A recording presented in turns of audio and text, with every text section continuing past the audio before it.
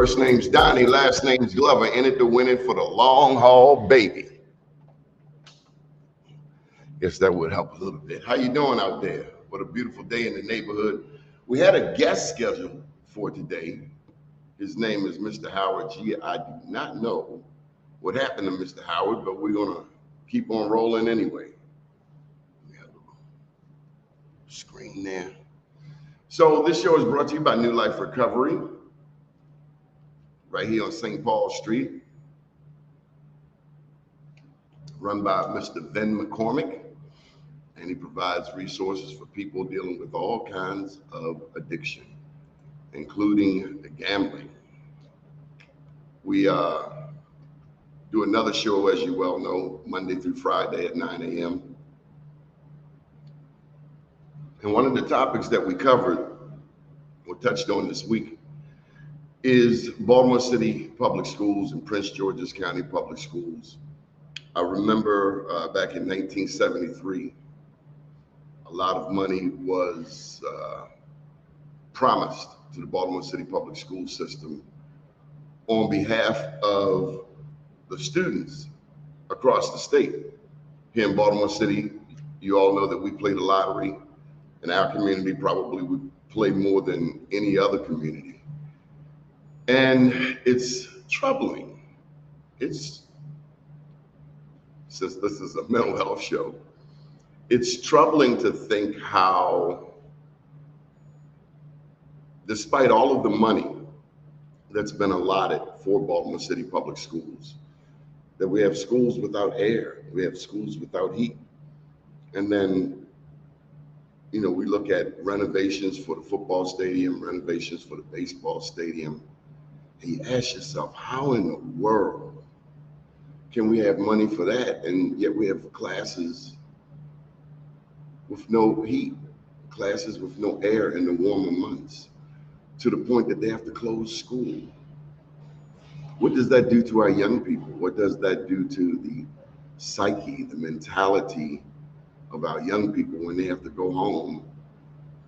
For me as an adult, I feel like we failed the children of Baltimore City Public Schools. When I look at the graduation rate, 70%, I think it's one of the lowest in the state, if not the lowest. And so, you know, one of the solutions put forth just earlier today, Maria Thorpe was our guest at 9 a.m., had to do with the village. Let's talk about the village. The village is not just, when it comes to education, I should say, it's not just about the teacher and the students. We all play a role, whether we're parents, whether we're grandparents, whether we have no children at all. It takes everyone. The guest earlier today, Maria Thorpe, talked about being an engineer and being a mentor. Do we mentor enough? Do you mentor? I have to ask myself all the time, do I mentor enough? Do I give back enough to the very community out of which I come? And the truth is, we all could do more. Our young people deserve much better. We read in the papers and hear on the air of killing, stealing, crime everywhere. We sigh and we say, as we notice the trend, this younger generation, oh, where will it end? But can we be sure that it's their fault alone? Are we less guilty who place in their way so many things that lead them astray? Too much money, too much idle time, too many movies of passion and crime, too many books not fit to be read, too much evil in what they hear said, too many children encouraged to roam, too many parents who won't stay at home. Kids don't write the movies, they don't write the books, they don't paint gay pictures of gangsters and crooks. They don't make the liquor, they don't make the laws, they don't make the cars, they don't make the bars, they don't make the drugs that muddle the brain. It's all done by older folk, greedy for gain. Delinquent teenagers, oh, how we condemn the sins of the nation, we blame on them. By the laws of the blameless, the Savior made known, who is there amongst you to cast the first stone? For in so many cases, it's sad, but it's true. The title delinquent fits older folk too. When I think of the mayor of this city, Mayor Brandon Scott, as it relates to our young people, as it relates to their betterment and well-being. One thing that this young mayor, youthful mayor, does not, no one even talks about it, about the squeegee kids not being on the corners. Tell you something else nobody really talks about. You're going to hear it right here on this show. You don't see people riding dirt bikes like you used to. It's slowed down. Things are changing. Things are definitely changing. And this mayor deserves some credit. I also like what he's doing in terms of bringing David Bramble down to the Baltimore Inner Harbor to try and redevelop it. And that man has been getting some negative feedback, and it's quite unfortunate. Give the man a chance. He's a nationally recognized developer, and I think we should give him a shot.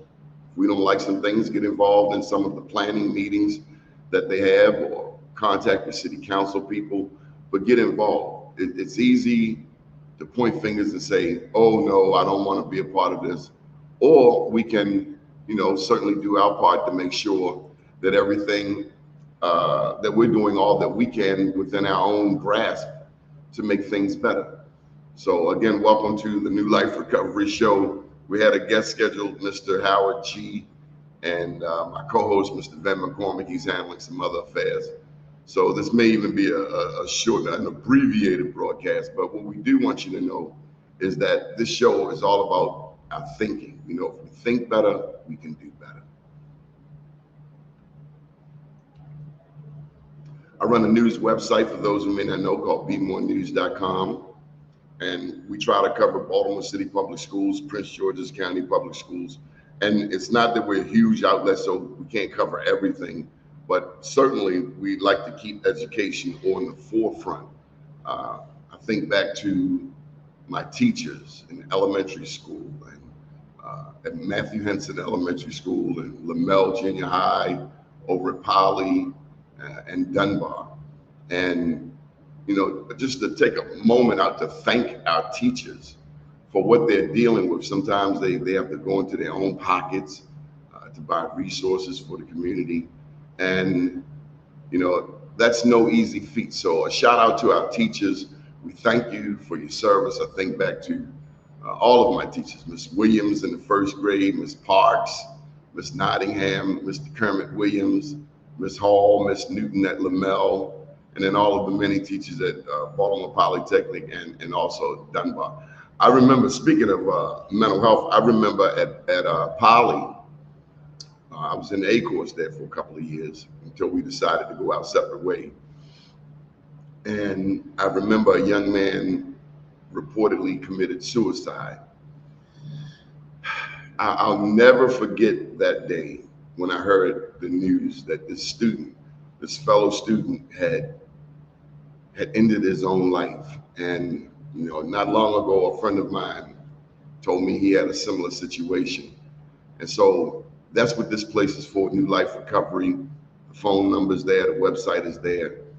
There's always a solution, there's always some help, and we don't have to go out like that. There's always room for a support system, for friends. We shouldn't isolate, we shouldn't stay to ourselves. We should go outside, get some daylight, be a part of the community, and do the best we can to make the best of a situation. This too shall pass. We have to tell ourselves that. This too shall pass. Trouble don't last always. I remember talking earlier today with Maria Thorpe, asking her, and she's an engineer for the Navy, asking her about how important faith is to the work that she does. And she said that faith is everything. She said without faith, she couldn't do the many things that she's able to do in her position. A phenomenal engineer. I think she said she's over several hundred employees. This is a young Black woman straight out of Philadelphia. I think what warmed my heart the most, though, was hearing her talk about reaching back, being a mentor to young people. Maybe I don't go into the schools enough, or maybe I have to, find me some schools to get involved with, or encourage you to get involved with some schools, or maybe just help tutor our own young people. I have a granddaughter, and we're just starting to have, she's a little shy, but we're starting to have conversations. I want to salute my daughter, Yende, for being a great mom. Raising a toddler is not easy, but,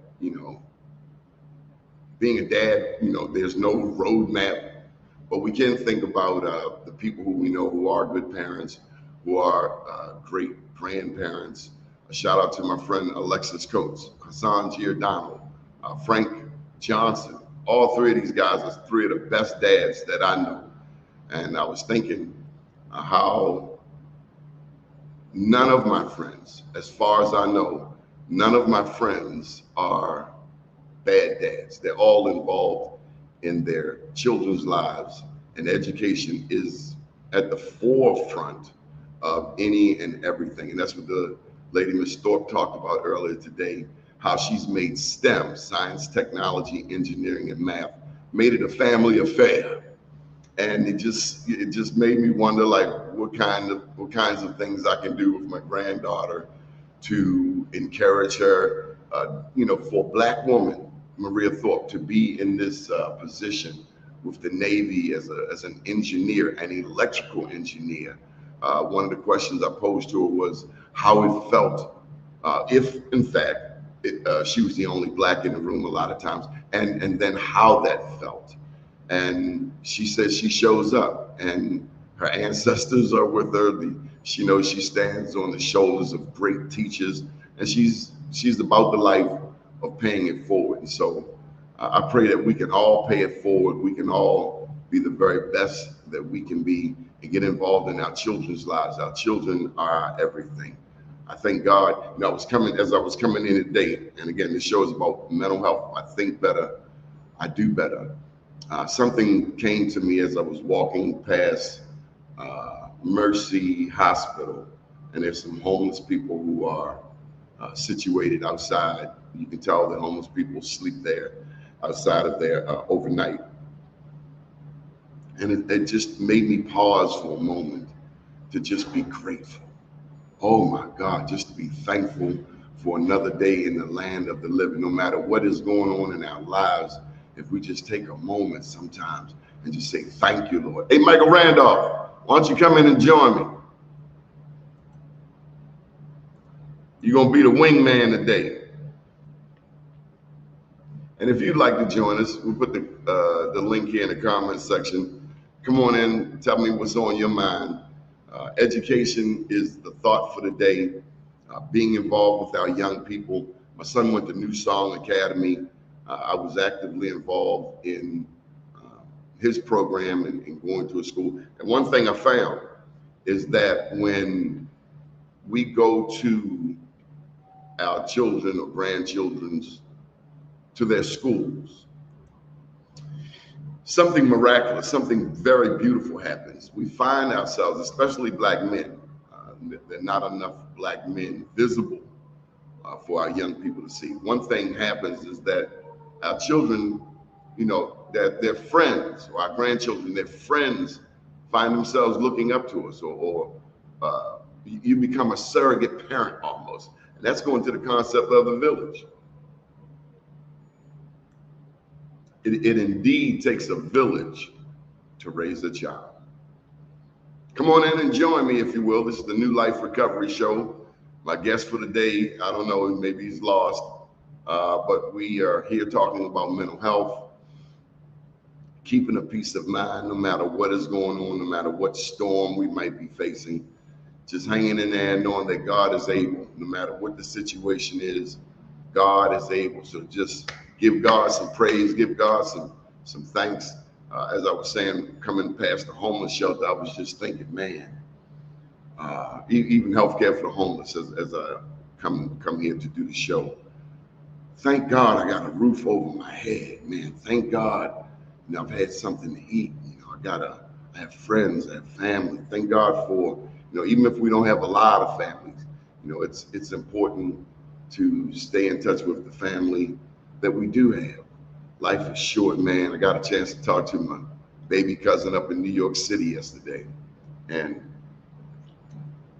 he's a retired police officer, and I just told him how proud I am. So I challenge each one of you out there to call up someone you know and tell them how proud of them you are, especially anybody involved in the education of our children. My baby cousin is a retired New York City police officer. His son is now a New York City police officer. And it just makes me so proud to know that he's firm in his belief. They are striving to be the very best examples for the community. They're involved in that community. My baby cousin is now starting a business. I think he should write a book. How many of you should write a book? Have you ever written a book? I'm working on a book right now. So excited to tell you about it. Probably on the next show, I'll share a little bit more. I got some finishing touches to do, some final edits to do. And thank you to the people. Oh my God, I don't even know where to start. Thank you to the people from Pam Reeves to Deborah Hardnett to Leroy McKenzie to my new graphic designer. My old graphic designer, could not find him. I hope all is well with him, but I have a new graphic designer actually from overseas. And I tell you, when you go out there and try something, and this is for all of my entrepreneurs, my students, my people on the rise. If you have a dream, if God has given you a vision, I encourage you to go out there and pursue it. Go out there and seek it. Fortune favors the bold. Get out there, chase your dream. Chase your dream like there is no tomorrow. Now on my third book, I remember when I didn't have any books. Now, I was always helping other people promote their books. And then one day it just dawned on me, man, write your own book. And I've been wanting to, but there's something magical that happens when you finally take that step and you try something, even if you don't know all of what you need to know in order to do something. If you just step out there on faith and give it your best shot, the words of my dad come to mind. He said, Donnie, if you get out there and try, somebody is bound to see you and they might even help you. And I tell you, that very thing did happen. I got out there and tried. I had an ugly website. It was very, very ugly, done in Microsoft Publisher. But you know what? After doing it, I found some help. A guy saw me. He's no longer with us, God rest his soul. But this guy jumped in and helped me. He gave me, I paid him. He did a phenomenal job giving me a website. Now, I must tell you, learning this technology was not easy. There's always a learning curve. There's always new technology, new software. Google has changed from when it was when I first started. So you got to have good techies around. You got to have some tech people. You got to have a good team. And that's been probably a secret weapon of mine, having just excellent personnel to help us through the storm. So it looks like this is going to be a short, abbreviated show today, but nonetheless, we thank you for all that you do. My name's Donnie Glover, and we'll be back Monday. Saved by the bell. I thought you wasn't coming. Hey, yeah, I had to get adjusted. How is everything, Donnie? My man, 500 grand. I'm good. Where are you? Oh, I have the background, but you know I teach all the time. So I just have one of my classes in the background, one of the classes that I was teaching. What are you teaching, Mike? Oh man, I teach how to start a nonprofit, how to get funded, how to do federal procurement, you name it, strategic plan, business plan. I do a lot of things related to our training. In fact, that's all we do is training. And when I say we, I got 5 employees. One is me, and the other 4 is artificial intelligence. Do I got tell. artificial intelligence doing my sales, artificial intelligence doing my public relationship, doing my social media, you name it. It's like you can be a one-man show, and artificial intelligence will do the rest. Wow. How did that come about? I'm a nerd for real, right? You know, a nerd from the streets. So I'm always tackling and playing with things. And when artificial intelligence came into play in about 2020, no, 2019, I started to play with it like that.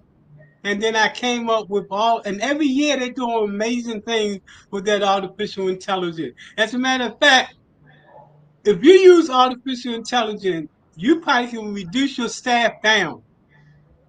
And artificial intelligence will do the rest. If you call me on the phone, artificial intelligence is going to take care of that. So you Well, name it. If I do how, a piece, Johnny, right? If I do a PowerPoint presentation and I do it, put content in it, and if I put it in artificial intelligence, man, that thing come back professional. Even though it's got the same contents, but the display and everything is totally different. Mike, take me to the topic, if you will, of education. How important is the village in the education of our children? I think that education is so important. That's why they try to deny us education. And that's what young people don't understand. They didn't want us to get education because they knew it would put us on the same plane as them. And what did we do when we got education? Oh man, we went way beyond. So education is the key to life. And you have to ask yourself, why did they try so hard to keep us from it? There's a saying that if you want to keep a black man from knowing something, put a book in front of him. They say hide it in a book. So if we put a book in front of him, that man will run away from it, unfortunately.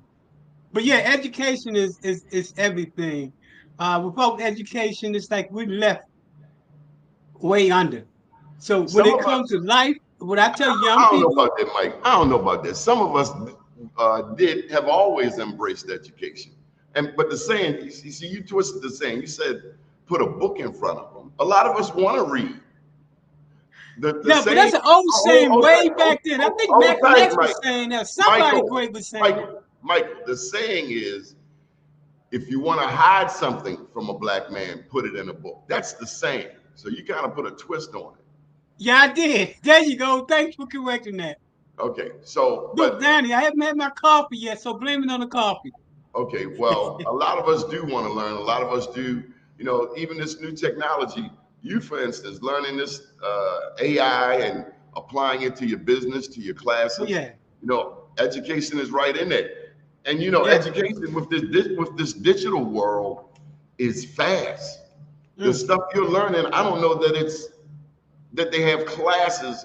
As the AI is developing and forming, I don't know that they can form classes fast enough to keep you up. So a lot of times you have to educate yourself. true, true, What true. schools As a did you matter of go to, fact, Mike? one of the workshops I give is artificial intelligence, ChatGPT, and Web3 in the Black community, especially low income communities. How can that be applied to low income communities to bring us up to where we need to be at? And you'd be astonished on what that course is going, not the course, but the workshop is going to talk about. What schools did you go to, Mike? Well, I went to the University of Baltimore. I went to the University of Maryland for a minute, and then FAMU here in Tampa. And what about public schools?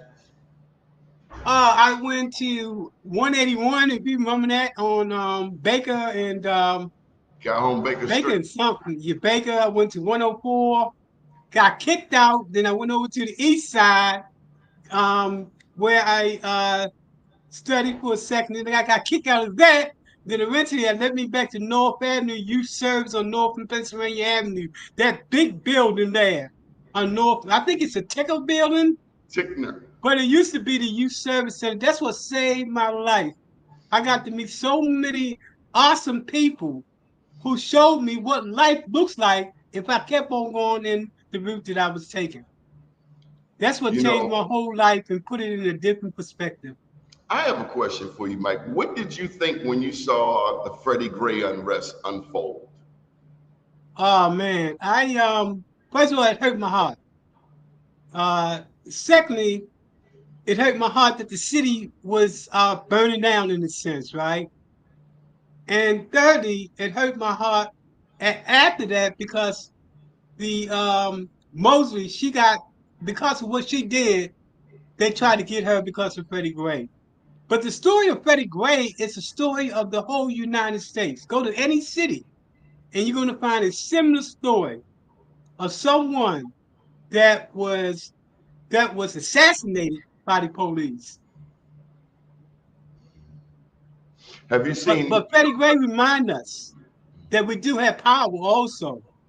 But because of Freddie Gray, so many different things happened. Just like when Floyd passed away, when he died, and it's so unfortunate that people have to die in order for us to get recognition of the wrong that we did. You said earlier this week that you reported the violence that you have been seeing in Tampa. Tell me about that. Oh man, it's as I stated during that conversation when I first got to Tampa in 2000. Um, there was no helicopter flying over my house, which was new. There was no gunshots, which was new. Fast forward now, that's all you hear is gunshots. That's all you hear is helicopters flying. Every day, or this is about every other day, you hear about somebody getting killed now. That used to be a that used to be something that was somebody else's problem. And now it's Tampa problem. Uh what? There was a 14-year-old that was recently killed. I'm working with the mother to start a nonprofit so that she can make sure her son is never forgotten. But the violence level in Tampa and Florida in general has gone way because you can't hide it. I mean, as much as they tried to, the fact of the matter, it was coming to them. And in Tampa now, and if you look at it, some places in Tampa, like especially where I'm working at, one of the groups I'm working with in West Tampa, that area has a higher rate of violence, but the whole Tampa's now becoming violent. It's not like it used to be. But What's it surprisingly enough, so is racism going up now. what's it It's stemming more from? open. What's causing the violence? A couple of things. First, they put so many guns and drugs in our community. People don't have hope. They don't have jobs. So all those things is a mixer of why people do what they do. Also, there's the issue of mental health. Is a large reason why people do what they do. And we know that substance abuse is the reason why people do what they do, either because they're using it or they selling it. Those are the two major reasons for crime throughout the United States. Both mental health and substance abuse, they play key role in that particular reason why we have a community like we have today. Let me ask you this. What about gambling? Do you have gambling in Florida? Oh man, yeah, they do all over the. I don't, but yeah, you have gambling all over the place, man. Casinos? They have what is the high rack buffet. Some I think they call it the high rack something where people go to gambling. I think you can even go online and gamble. Yeah, I remember when they were pushing sports, well, they're pushing sports betting here in the state of Maryland, and it's scary, Mike, when you see what gambling can do. This program here, New Life Recovery, that is one of the things that they provide treatment for is gambling. Did you grow up seeing gambling? Well, the streets, dice, and things of that nature. That was the extent of gambling. And also lottery. Not lottery, but when you play the numbers and everything. Of course, when I grew up, that was it wasn't a lottery; it was numbers. Yeah. And we had houses in my block that I grew up in College Street where they was actually do the numbers and gamble and all like that. So Have you it's seen? always been there. It's just now they making money off of it. Yeah, the same with the medical or the cannabis, including Yeah, medical marijuana. yeah. Unfortunately, they put us all in jail, and now they want to make it illegal throughout the United States after so many people have been housed and in prison for because of marijuana. And when marijuana started, not because it was a drug, it started because some rich person felt that it was going to interfere with their product. I forgot the guy name who really pushed that because now people were using camp to do something, and he didn't like that, so he made it a crime. Let me shift gears for a second, Michael. Do you remember that they took prayer? out of schools. Do you remember when that happened? There's a bumper sticker that I've seen over the years that says they took prayer out of the schools and now the prisons are filled. This country, as I've often shared, represents 5% of the world's population, yet we have 25% of the incarcerated persons. It's us. It's black men in these prisons, Mike. We star in that movie. What are your thoughts about that? Well, first, let me just correct you. Now it's not only black men, but it's black females. Oh, black women are the fastest That growing is demographic. accelerating at a higher rate. Yes. Black females. When you look at the murder rate among black females, 125% higher than other people. Where you be getting these numbers from, Michael? Department of Justice, NAACP. I do the research because I believe in being factual. When you say something, back it up with the facts. In fact, I was surprised when they had that 125% rate among young black females. That threw me for a twist. Yeah, it was brought to my attention that the young man who is running for president, Donald Trump, said that he loves the uneducated. I never. Of course. How you know why? Please, I'd love to hear your thought. I think he loved the uneducated because they are the ones that's so blinded with facts. They go off of emotions and not facts. For example, one of the things I do here in Florida is to teach critical thinking. A lot of people don't even know how to be a critical thinker, and that's why they go for anything. And also in part because those uneducated are the most racist also. A lot of those uneducated people he talking about are white. They're uneducated. They believe that they're superior to everybody else. Well, especially the blacks. Let me tell you how the community is changing. Your old community, Sandtown. When I came outside this morning, about 7:30 or so, there was a white guy sitting across the street on the steps. He was up to no good. And I just thought to myself how in 2024, what this reality looks like. But say back in 2000, when you lived here, you would have never seen that. And I'm not promoting segregation. I'm just talking the reality of Baltimore. Baltimore is one of the most, if not the most segregated city in America, going back to 1910 and the ordinance by Mayor J. Barry Mahou, which said that blacks couldn't move into white neighborhoods and whites couldn't move into black neighborhoods. Michael, there was a story I did over a year ago about Hose Heights. It's a historic black community adjacent to Roland Park. And that's where the first ordinance came from, which prevented blacks from moving into white neighborhoods and vice versa.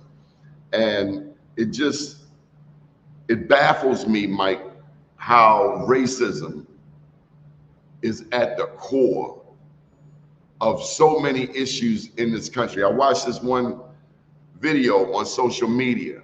It was a white lady teacher. She had one black kid in her class.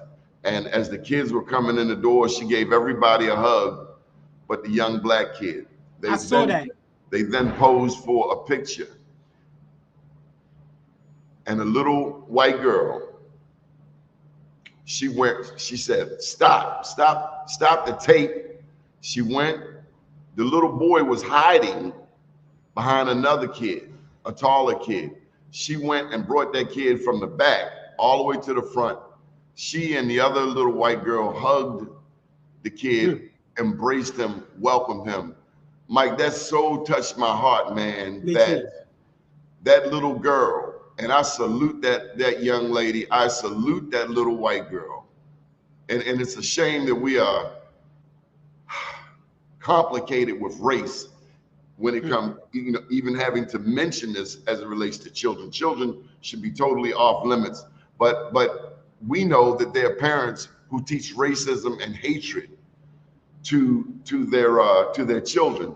But I thank God for whoever's raising that little girl. She had more wisdom in her 5, 6, 7, 8 years than that teacher who was clearly a grown woman and a despicable human being. What'd you think when you saw it? Man, that hurted.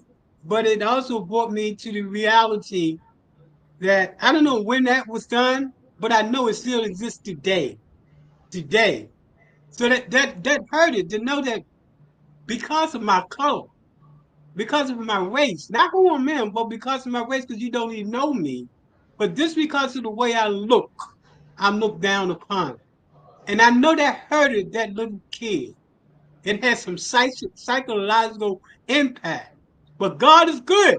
God is And awesome. God shined that particular day to show his will be done. That's what I saw in that right there. God's will was definitely done. And even in the darkest of places, that's when God come in and show the light. Even when we think it's impossible, that's when God come in to save us. Look at slavery. God showed the light. We made it through slavery. We're not even supposed to be here as a people. But yet every time you knock us down, we get back up. We are very resilient people. I don't know that we give ourselves enough credit. I Mhm. think to myself, when I hear people talking about what black people aren't doing, what we haven't accomplished, Mike, we're only 15% of the world, of this country's population. And when I consider those numbers, 15%, I think we as a people have done some phenomenal things in every possible industry. Of course, sports and music, but those things aside, earlier today we interviewed an electrical engineer, a woman, a I doctor, saw that. Right. Dr. Maria Thorpe. We've persevered, and I didn't even forgot to ask her about the movie, what she thought of Hidden Figures. But we've persevered in every possible discipline, from astronomy to medicine to law. You think of Supreme Court Justice Thurgood Marshall out of Hmm. your hometown, Baltimore. Yeah. Despite being 15% of the population, we have made some phenomenal strides, and we should pat ourselves on the back. Yeah. And it's not surprising when you look at where did life start? They show it started back in Africa. But here's what the sad thing is. Africa can be attributed to so many things that's in Mhm. society today that we blame other people for, like the Greeks. Like the Greeks did all that, but the fact of the matter is they learned that from Africa. So many times, so many good things are happening, but they do not want to talk about black people and You how we know, contributed to that. I say when we're God's chosen one.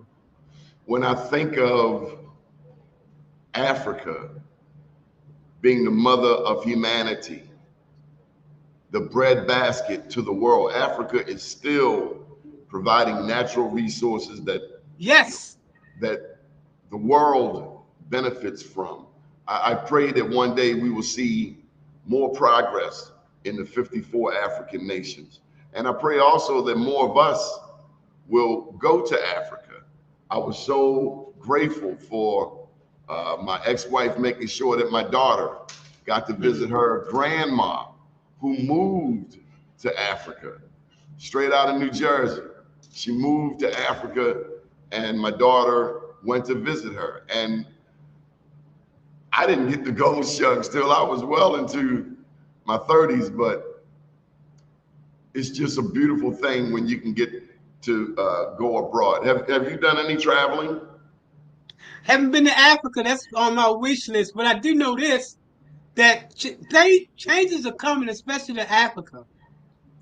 This so-called what is it called? Decentralized of the Web3 with tokens with Bitcoin. That's changing the whole narrative when it comes to Africa. Because America has always been centralized bank, and they control everything. They wouldn't put money in your country unless you did A, B, C, and D. All that's changing, man. All that's changing. I hope one day, who's that gentleman that created STEM City? Oh, Dr. Taborn. Yeah, I hope Dr. Table can talk about how that's going to lead to the different narrative when it comes to Africa. Africa can create its own currency now and be competitive. Do you know what would happen if Africa closed just for one day? The whole world will close down because we depend, for example, on this technology that we have, we depend on Africa for all that. A, That's lo- how important Africa is. a lot of us don't know this, but that's one of the things that Muammar Gaddafi was working on, Yeah, a single currency for the entire continent of Africa, and he got and they killed. killed him. Yeah. Yeah, but that now that's a possibility. With this new technology on Web3, it's a possibility. That's one of the questions I will pose to the gentleman with STEM City. How does he see that in the future, and how long would that take to materialize? And what does that do now for Africa? Now that they can create their own currency, and instead of them taking uh, a penny on every dollar, now they can take 99 cents on every dollar. And what that does to deal with poverty and those other things in Africa to change the whole narrative. Mike, So I'm excited about that. are you ready for your own show on this network? Yeah, I'm definitely ready, man. You Definitely, are? but my show would, if I did get a show, would all be about community development and changing the narrative in the most poverty-stricken neighborhoods. And what are people around the country doing to change that narrative? You'd be excited to hear what people are doing around the country to change that narrative when it comes to community development. That's my major focus as a I call myself an entrepreneur is You to are change an the entrepreneur. narrative. You are. Yeah, I know, but I like to just call myself a social activist, although I'm an entrepreneur at the same time. But I like to take social activist first and then put the entrepreneur behind it, because that means I'm always going to keep it real when it comes to what do we do in our most poorest neighborhoods? How do we change that narrative to make it different? And to have people come on from around the country to talk about what they're doing, and more importantly, how can we collaborate nationally to make it a national thing that where so your cities that don't have that much can be uplifted with the collective as a whole. So that sounds wonderful. We have to work to get you. What day of the week? We have to talk about this offline, but what would you My name your? my only day of the week that's not good is Thursday because I'm always at City Hall Thursday advocating. That's beautiful. Because Mike, I tell think me about. politics is important. People don't understand the we are so dumbfounded when we say I'm not voting because my vote don't count. Your vote don't count because you're not voting, fool. And you don't even have to vote for anybody. You can just go and just pull the ballot down and say you're voting for Donald Duck. It's the number that kills white people. And if they see us coming out in large numbers and consistently, that's how we do changes in our society. And the fact that people say I'm not voting because, my vote don't count, you just don't understand. That's why Donald got in office. That's why these in here in the state of Florida, that's why the governor was elected.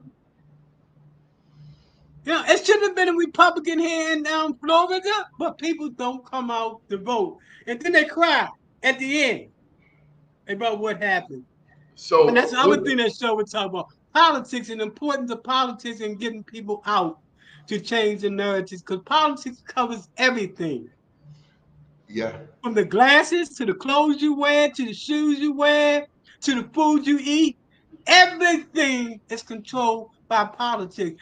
And if you vote somebody in, I say to folks, and that person don't do what they supposed to do, attend those city council meetings every week. Scream at them every week. And guess what? Politicians will start to think differently because they think they can get voted in and it's quiet. But if every time you go in those large numbers and let that politician know, hey, you didn't do right, then that's going to change the narrative and make politicians act like they supposed to act. But we have to take the initiative to say that change come only if we change come only through action. It doesn't come unless we create action.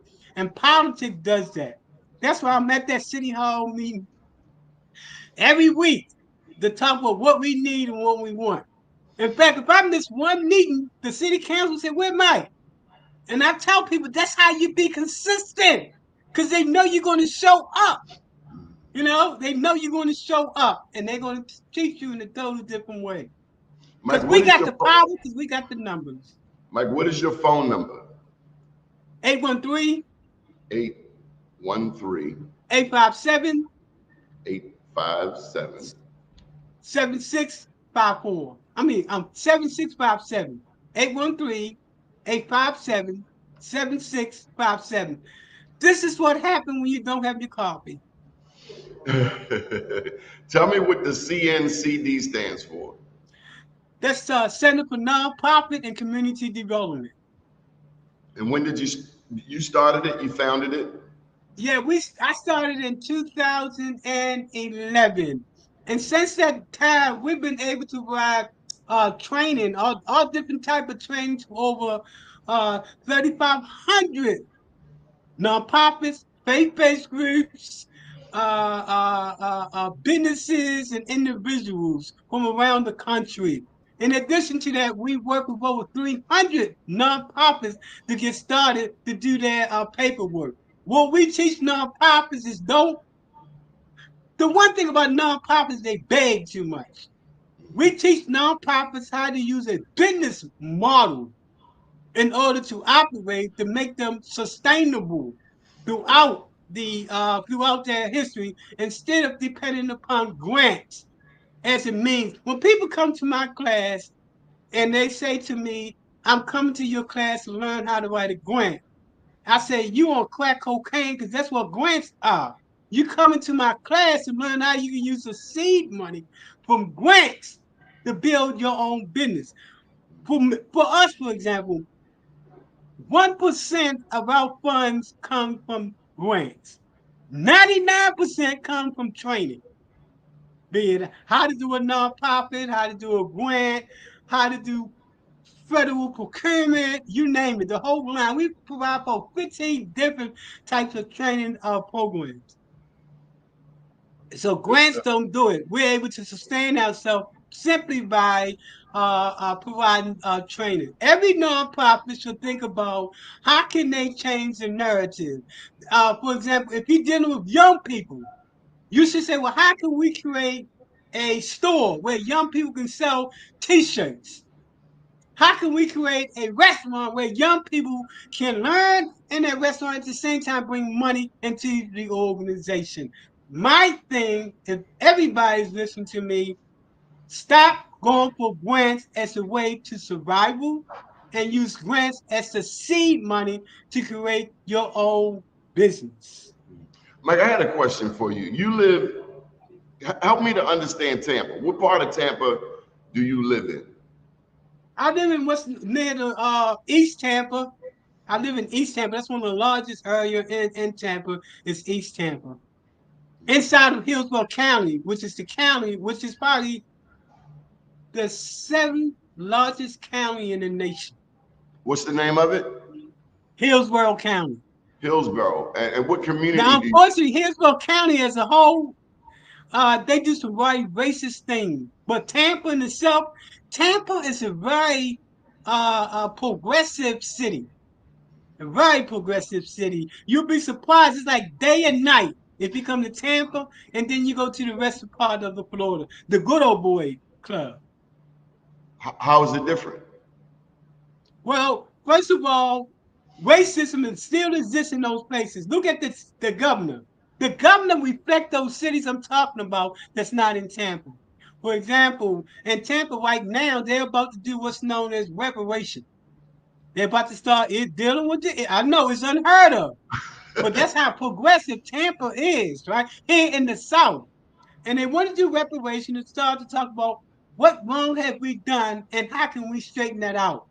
My concern is, although it's going through the city, my concern is that when the governor gets whip of it, he's going to come in and change that.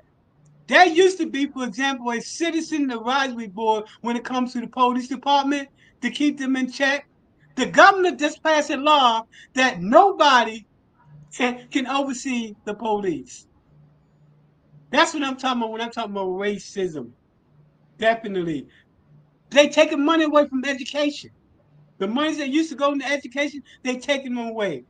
They're focused now not on public schools, but private schools. Is the mayor of Tampa a Democrat or Republican? She is. She's a mayor. She's a Democrat. In fact, all the city council is Democrats. So Democrats is a it's and Tampa is majority rule. That is majority of people in Tampa is Democrats. And they are what you call it, not moderate, but liberals. You see, not this moderate, but these are liberals. Liberals, politicians that's here in Tampa. That's why I'm so happy to live here. Wouldn't be no place else in Florida other than Tampa and the Tampa Bay area. The whole Tampa Bay area is more or less consists of Democrats that's focused on changing the narrative and giving Black people high positions in their administration. So, Mike, But this you know, you got summer all year long. That's one thing I like about Florida. You know, and when y'all getting snow and all like that in Tampa, we got like 80 degrees outside. And I always think about Baltimore, especially in the wintertime. And I come out and I'm wearing a t-shirt, you know, as opposed to having a coat on. I remember when I flew back to Baltimore a couple times, I forgot and I had to go in and get some winter clothes and things of that nature. well, But we yeah, glad. it's like that in Tampa. It's a good. It really is a good place to be. As a matter of fact, when so I'm working with this West Tampa CDC to show what can be done in the neighborhood with all the more awesome people that's in West Tampa. What we was doing in West Tampa was so good that the Enterprise Foundation found out about what we was doing. And they sent people from Baltimore to come to see what was going on in Tampa. Then they hired me to come back to Tampa in about 2003 as a consultant to work with the people in Sandtown. Unfortunately, what happened was they didn't fund the strategy because my whole strategy was that don't depend on anybody. Create your own table, just like they do in West Tampa. You control the developers coming in your community. You control all those things that come in your community to make sure that you at the head of the table. So often, marginalized community is not head of the table. They participate, but they're not part of the decision making process, and that's the heck out of enterprise. I was gonna say another word, but I know that on your show you get penalized for saying that. So I say heck instead of the other So, word. what community?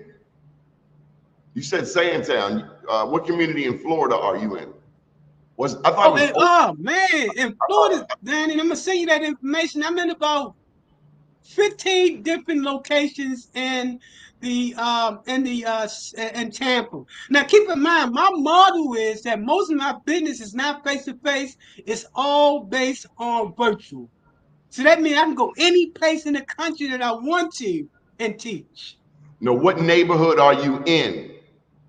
Oh, the neighborhood I'm in is called Rovers Park. That's where I live at. Where I Is that work where? at is in the West Tampa area. So where is Overtown? Do you remember Overtown when they came to That's Sandtown? in Overtown is in Orlando. Ah, I Yeah, I remember. visited Orlando because one of the things that was good about the Enterprise Foundation, even though they really was about making money and not helping the community in general. But they taught us, they brought in people from Harvard, Yale, Princeton, all over the place. You remember that? I And what do. I did, Danny, instead of taking that as information, I took that as a means to doing my own thing in the future. They always told me during that time when Mass Smoke was mad. They say, Mike, you're the type of individual that can do your own thing. And why is it important? Because you come from this. You come from one of the poorest neighborhoods in the country, so you've seen it from a different perspective than us. So I thank for that particular research. But I say again, the reason why Enterprise, even though they paid me good, I think I was paid like $200 an hour back in 2002, 2003. But at the end of the day, when I started talking about the community control and the enterprises set at the table, that was it for me. Mike, we want to thank you for joining us. We'll be back on Monday morning, 9 a.m. This show will be back Monday at 12 noon. Thank you for your insight. Thank you for bailing me out, and I will Thank call you, you. Daddy. Thank you for being you, man. Look, I say to, and everybody that's in Sandtown, look at us. If you're in Sandtown, if you're on the corner and they tell you you can't make it, they're lying to you. They're lying to you. So many great people came out of Sandtown. So many great people come. It's not where you at, it's where you're going at. Mike, When I you want know you're a king and you know you're a queen, they can't stop you. They don't want you to know that you're a king and a queen. They want you to think that you're insignificant and you're not. So, Donnie, thank a billion for what you do and your impact, man. I'm so happy about what you're doing. Who would have thought? I remember back there in community building a partnership when you was part of the newspaper. You was on the newspaper. Who would have thought that now you're national with what you do? That goes to show if you dream God. it, you can be it. That's right. Thank you. Thank you, Donnie. Until Thank the you very next much. time. If I think better, I do better. See you Monday, and have a great Thank you. weekend.